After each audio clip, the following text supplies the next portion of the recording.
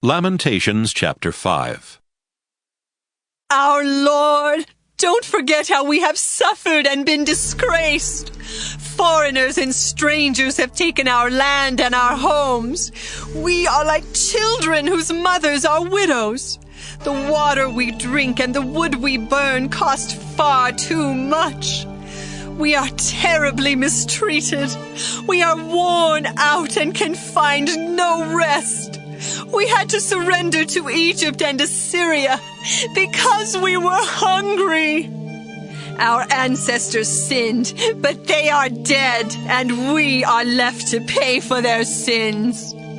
Slaves are now our rulers, and there is no one to set us free.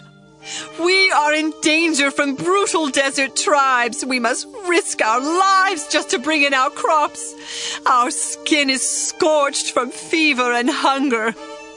On Zion and everywhere in Judah, our wives and daughters are being raped. Our rulers are strung up by their arms, and our nation's advisors are treated shamefully. Young men are forced to do the work of slaves. Boys must carry heavy loads of wood. Our leaders are not allowed to decide cases in court, and young people no longer play music. Our hearts are sad. Instead of dancing, we mourn. Zion's glory has disappeared, and we are doomed because of our sins. We feel sick all over and can't even see straight. Our city is in ruins, overrun by wild dogs.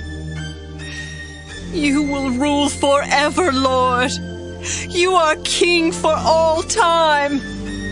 Why have you forgotten us for so long? Bring us back to you. Give us a fresh start.